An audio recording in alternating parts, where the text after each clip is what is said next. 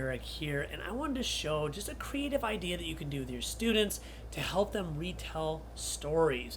And one of the things I love about Seesaw is it gives you so many creative outlets and gives your students so many creative outlets to show what they know. And in this example, rather than having my students retell a story just recording a video or recording their voice, I'm going to have them do a little bit of puppet play or role playing.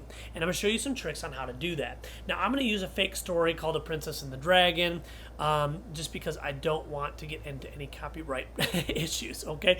And so a couple of things I would do here. Of course, I would name it, and then I put my instructions in.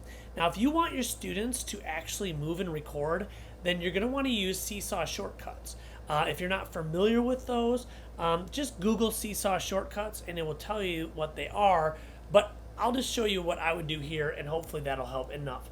So I'm going to tell students to use the microphone tool, and by putting that little shortcut in there, when I save this, it'll have a little microphone icon. So my students know that I want them to use the microphone. Okay? Use the mic tool, and then I'm going to say,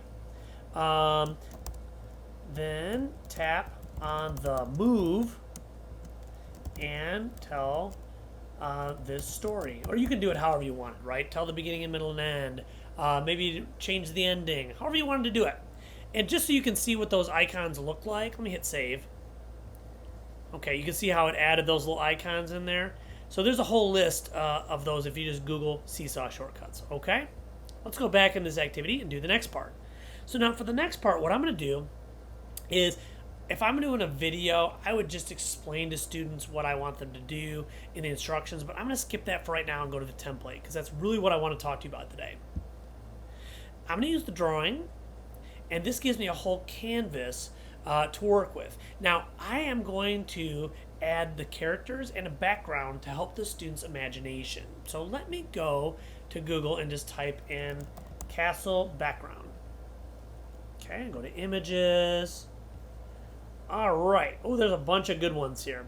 Well, I think I am going to grab this one right here. That looks great. So I'm just going to save that image to my computer. And if you're using Chrome, the nice thing, it'll add it right down there. And I'll show you why that's nice in a minute. But so now you can go to your camera and upload it. Or if you're using Chrome, you can actually just drag and drop it. Now I'm going to go ahead, I'm going to stretch that out a little bit so it takes more room. There we go. Excellent. Then I'm going to tap on the three dots and choose lock. Lock all. Now my students can accidentally move that, and that's important because they're going to be moving around their characters. Okay, next let's add a dragon. So I searched for some dragon clip art. Okay, that'll work. Now, when I grab this dragon, there's a couple things that are going to happen that I want to show you. So when I add this dragon, do you see how, oh no, it's got that white background, right? That ruins the whole thing. So I'm going to use a website called remove.bg. You may have heard of it, you may have not. And then I can just go ahead and upload or drag and drop the image there. And it is going to get rid of the background for me. You can see I did the same thing here with a princess. So I'm going to go ahead and download her too. Now, when I drag these images, after they were in Remove BG, you can see that there's no background anymore. Really nice. Okay, a couple more tricks and then we're done. Now, if you have multiple characters, one trick I use is I leave some space over here to the right, and I use it as like a character bank. Like they have 4 or 5 different characters they can click and drag and choose which characters. But for this, we're just going to put them all here. So here's the dragon over here. Here's the princess, and she is going to defend the castle or whatever happened in the story. Okay? One last thing I always want to do is I tap the 3 dots and I choose lock and move or lock size. That way the students can move these objects around and not worry about accidentally resizing them. They can just grab and move them. Okay? Last thing I want to show you. Anytime I have things like this, I always like to add some extra scaffolding or directions for my students. So I am going to tap on the 3 dots and add a little shape up in the corner. Now my students in my class know that anytime they see a star, that means there's instructions there for them.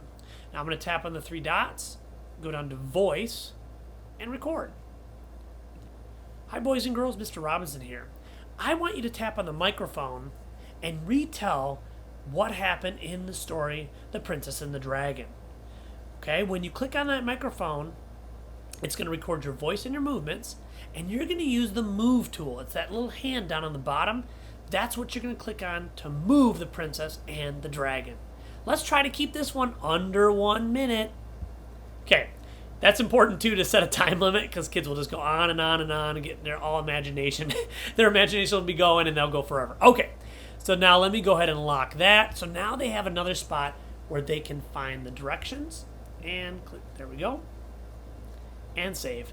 So now you can see that my students have a spot where they can record that story. They have directions from me, and I can go ahead and assign it to my class. And what it looks like for students when they click add response is it's all ready to go. They just need to click record and then click on the hand and start moving them around and talking, right? So easy, so fun. My kids absolutely love when we do these.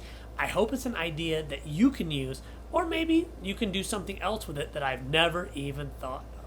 All right, thanks for watching.